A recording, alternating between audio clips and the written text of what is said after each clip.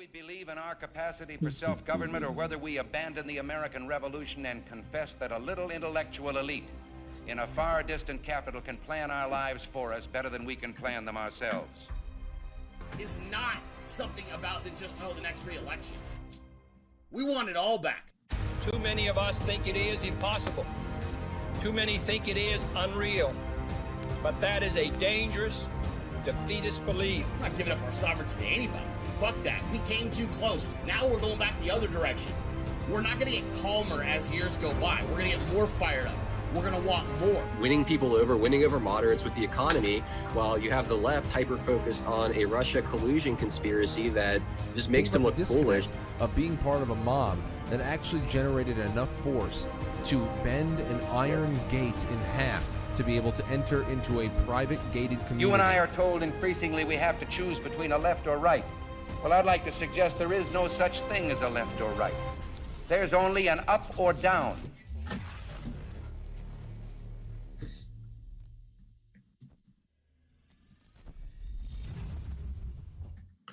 What's up, everybody? Happy Thursday. Great to be back with you for another installment of Taking It Back. My name is Adel Nero, and with me, as always, is Brenden Dilley of The Dilley Show, Frankie Val of The Quite Frankly Show. What's up, guys? Happy Thursday. I'm just high on crack. I'm high on crack. Oh, dude, you guys already got your crack pipes? I didn't even get mine yet. Yeah, I didn't pick up my tax paid for free crack smoking kit. Do you have to physically go get it? I've been checking the mailbox every day like a crackhead. It comes back with your return, with your tax returns. Is that how that works? Oh, wait, you guys are getting a return? This is even more bullshit. Wait, you can check the box and it'll send you your check along with the crack pipe. I thought they were including it with my free N95 mask.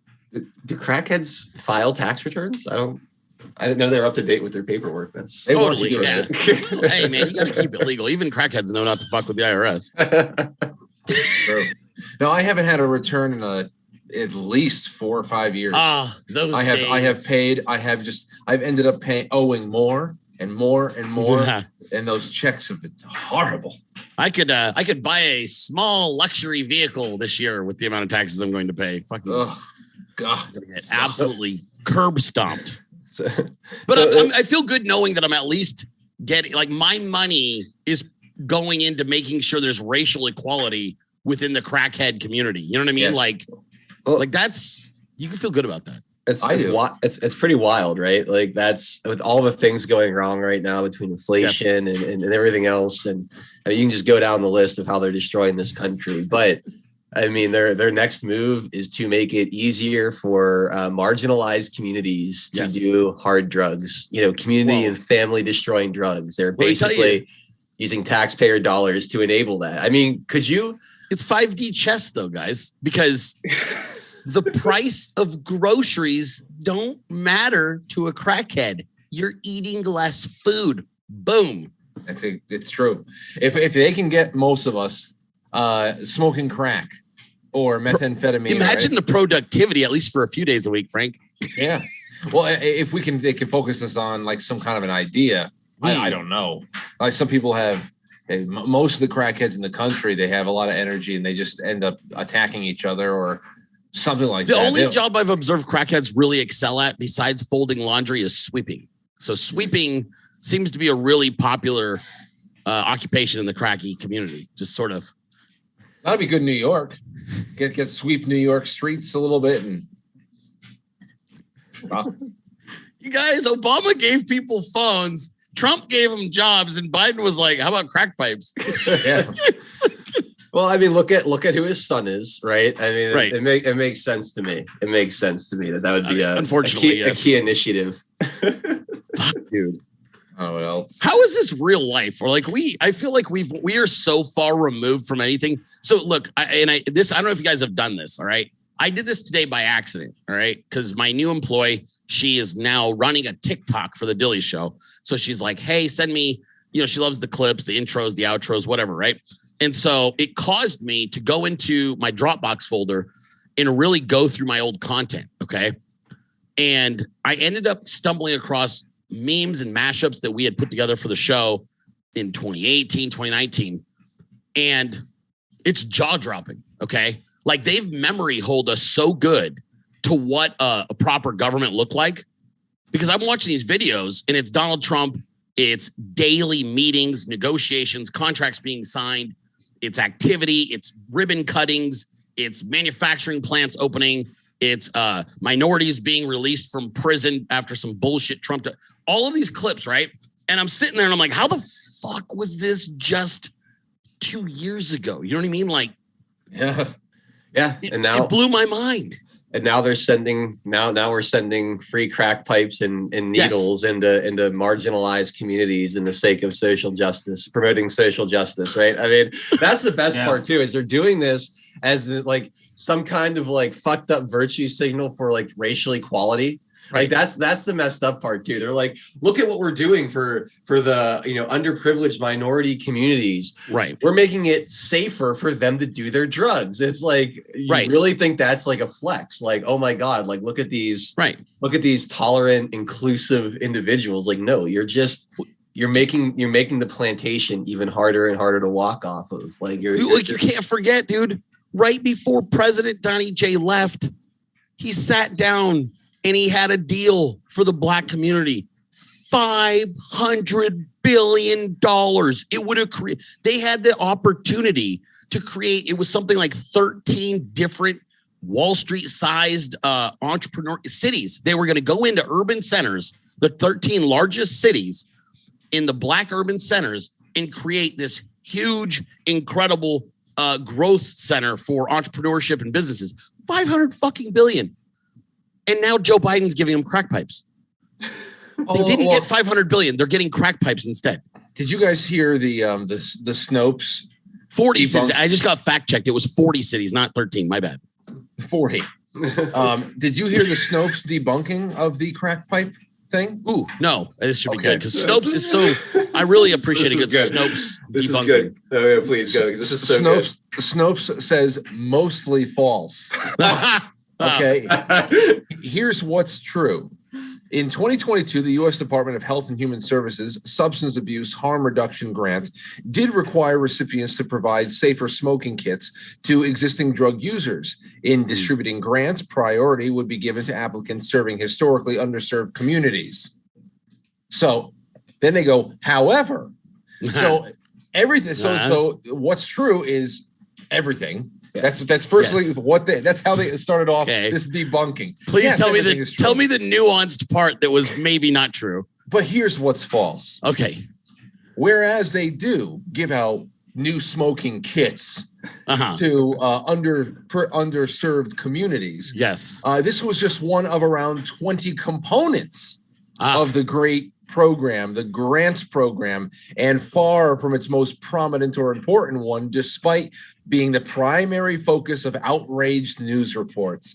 So it's not that this is, of course, this is completely true, but it was only one component of 20. Oh, so I ignored the other far more beneficial and wonderful positive aspects of this. So to break this down from like a mechanical standpoint, it's the classic straw man, right? Like we're saying that you're giving crack pipes and we're outraged about it. And they say, well, that's partially false because there's all these other things too. And that's not even the most prominent. It's like, well, we didn't say it was the most prominent. It's like you just created a different argument and defeated it.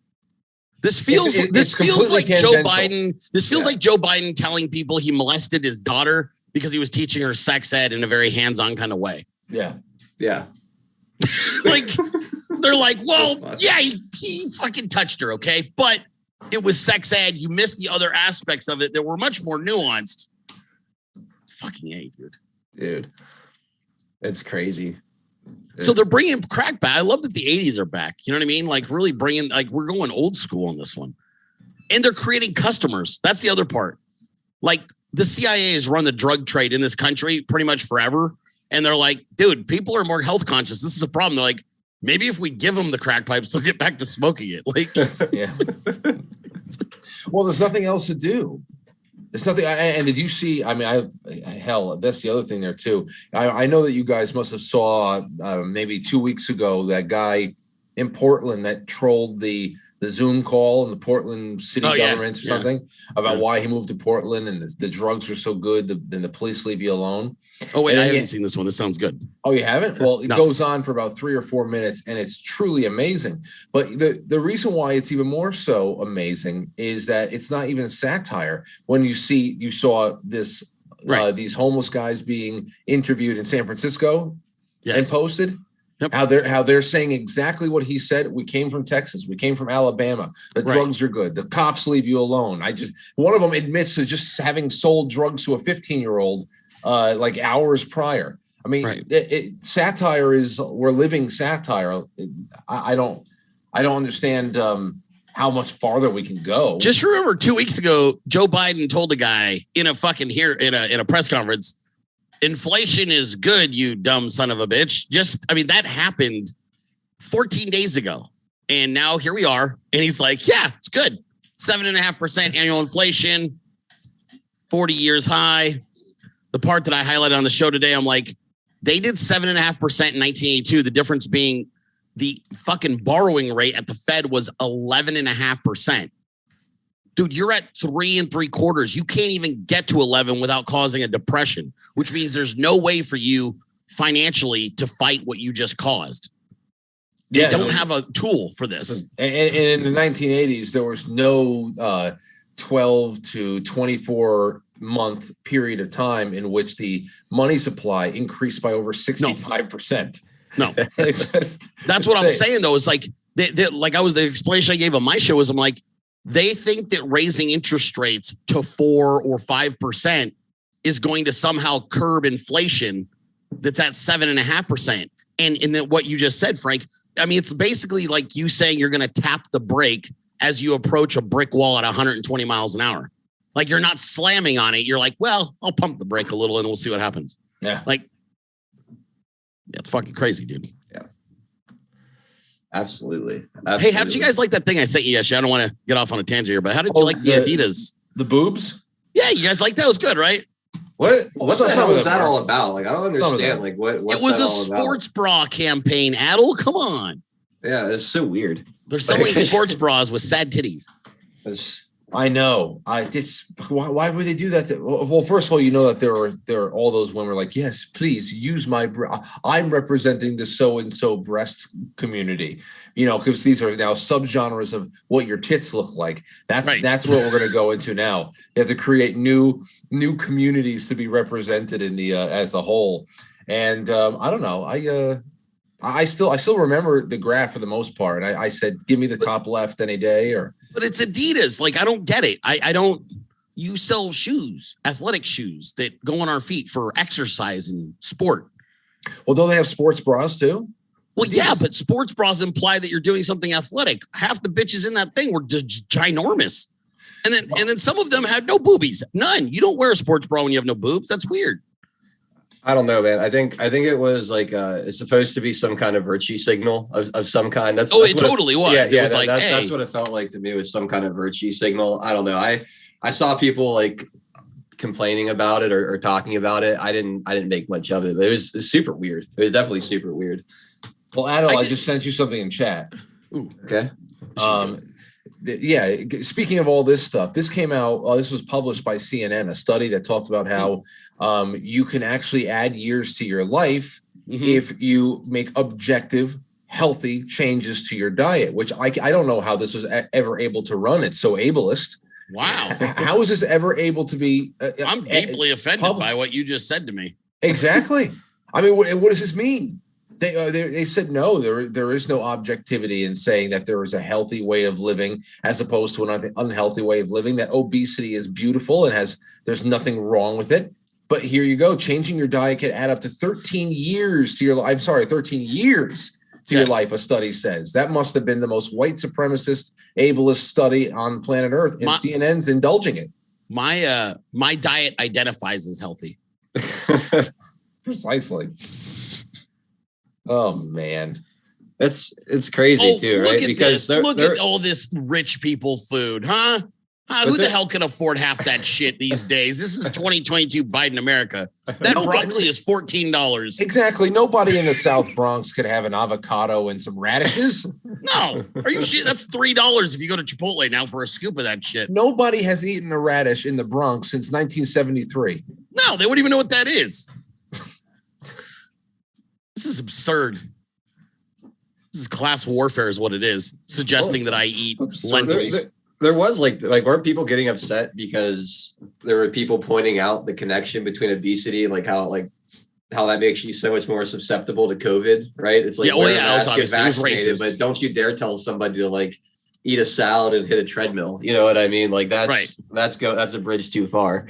Yeah, that's not your place. You tell them to get the experimental injection, the irreversible lifelong medical experiment. Force them to do that. That's totally on par. That's acceptable. But to recommend someone eat a little healthier and maybe do a little cardio, that's hateful. How do they sneak shit in there? That's a good point, you guys, because half the people they bring on their shows are staunchly against anything even remotely rational as far as healthy decisions. And that one woman that went on with Jesse Waters about 3 or 4 years ago, the crazy feminist that was talking about how meat eating is a relic of the patriarchy. She's a real. I almost went nuts listening to her speak.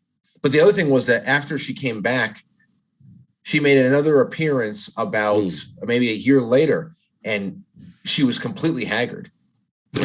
She went from a youngish, tight-looking face. Her eyes were puffy. Her face was starting to droop a little bit more. She looked tired as hell, and she went from this almost like jet black hair to this to the salt and pepper. And I was like, what the hell is this woman doing? Someone's got a kidney problem. Her body is not metabolizing the food she's eating. Yeah, well, she's got to stop at the quinoa constantly. Yeah, get something else going on there. You gotta get some meat in that diet, lady. Little tube steak. Hell yeah. Dude, let her ride the bologna pony. Yeah, it's the craziest shit ever, though. I mean, this is the world that we're in. One of the things I wanted to ask you guys about, too, because I found this to be probably the most infuriating thing I've seen in a couple of days, which is really saying something, because I saw, sad titties yesterday. But, dude, how did you like the CNN scientist lady, I refer to her as the Chinese spy, coming out and referring to something that we all have screamed about for 2 years? She called it one-way masking as I was like, I'll fucking end you, lady. When she said that, I swear to God, dude, I could feel that blood pressure. It was in my brain. I was like, oh my God, this is how I go. Listen to this bitch talk about one-way mask. I'm glad you brought it up.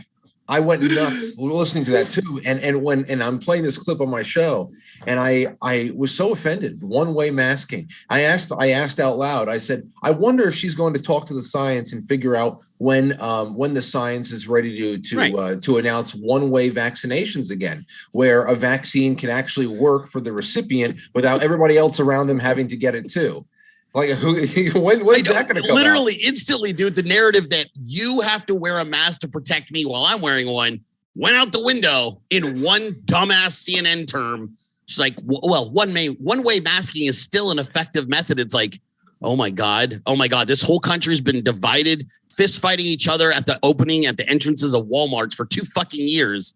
And you're like, well, look, you could just wear a mask. No one else has to. And this is the second time that she has completely annihilated the reason and the logical standing for any mask mandate in any part of the country. Agreed. First time she just said that the masks that 99.9% of people are wearing, these stupid velour masks, these ridiculous, these pantyhose, bro. It's literally like wearing the Raising Arizona kidnapping mask. Yeah. So that was the first time she destroyed it. And now she's literally saying that as long as you have a mask on, then you're going to be protected. Insane. So then why the hell are you going to put this on anybody else? I love this 180 that we're seeing right now, because the establishment in this country anyway doesn't seem to know which way to turn. You have the CDC that's not backing off. You have the Virginia Democrats in the Senate voting to remove mask mandates. I think in New York, didn't they just remove their indoor mask mandate? So today, Las Vegas, Nevada lifted it. Illinois, Chicago lifted it. That doesn't mean that they're the Walking Dead aren't doing it for them though. Well, right. I'm sure, but what's crazy to me is I think that what happened with the trucking convoy in Canada has ultimately completely destroyed this narrative because they can't beat it, right? Like in Canada, they don't really have a way to stop it or end it. They have to kind of give in. We know that there's truckers in America planning to do the same thing or have at least been talking about it. To me, this looks like to me is like the only way that you can maintain any level of leverage or perceived power to the people is to make removing the mandates look like your idea rather than wait. Well, and they're already spinning it as Joe Biden having defeated COVID. Yeah, that's the official narrative, right? But let's be honest. If there weren't truckers shutting down Ottawa right now and other cities in Canada, that you wouldn't be seeing this reversal at this moment in time. I don't think of all these policies. I don't know. What do you think they're setting up for now with the announcement of super aids? Oh, I know that war. I know what they're doing. Yeah, absolutely. War is it's incredible. War. The financial problems combined with the, hey, just kidding, you're free again. That to me, that's the power play is, oh my God, inflation's at 7.5%. We can't raise rates anywhere even close to where we need to combat this. Oh my God, we have no political power left in this country. Let's go ahead and take a fucking lap this next 9 months, pretending we defeated COVID. That'll give us a little political power with the retards that actually believe it. And oh shit, that economic issue, we have to fight our way out of it physically because we can't spend our way out of it. They're going to bomb their way out of this economic disaster. I don't think they're going to bomb their way out of it. I think that they know that this economic disaster is a final chapter. This is an end game. The war is just that is what you blame the final collapse on. Agreed. So that they're not there holding the bag. Well, then they'll lie about it, depleted resources and shit. Yeah, the resources were strained, but the economy was starting to show signs of life. We were starting to crawl out of it. Then the damn fucking Russians came along, and as for everybody's immune systems being destroyed, well, that's just because super AIDS was discovered. It's not because of the shots they were taking. So the fact all the good super AIDS, by the way, that's the fact that AIDS has been around since the 1980s in the public consciousness since the 1980s. And now in 2022, they are announcing that there is a very, very serious mutation going on in the HIV world. And that is taking off just as everybody's immune systems are getting fucking bottomed out. It's incredible. Crack and AIDS. That is the 80s. Like crack pipes and AIDS, man. I thought the vaccine had parts of HIV in it. Am I misreading that? I thought they used HIV as a portion, as a method of delivering spike protein. I thought we gave everybody AIDS. I thought the vaccine itself was AIDS. Like essentially, it goes after the T cell, right? Like, isn't that essentially the same thing that AIDS does? Is disable the T cell? And who would have thought that Team America was telling us the future when they came out? Everyone has AIDS. Remember the song for Team America? Well, everyone has AIDS. Like 20 years later. I mean, I don't know the full history, but isn't Dr. Fauci and I forgot, we're still on YouTube. We're gonna get I'm gonna get so deleted off. This is on YouTube right now? Yeah, all right. It's like getting caught. Your parents I would have never I totally forgot I put that on YouTube. I would have never said links below if you want to finish the show. We gotta say goodbye to you guys. Yeah. I probably have to delete this. We're just gonna end up in an internment camp at something. Delete it right now. Yeah, I'll have to. YouTube. There's links below to other places you can finish.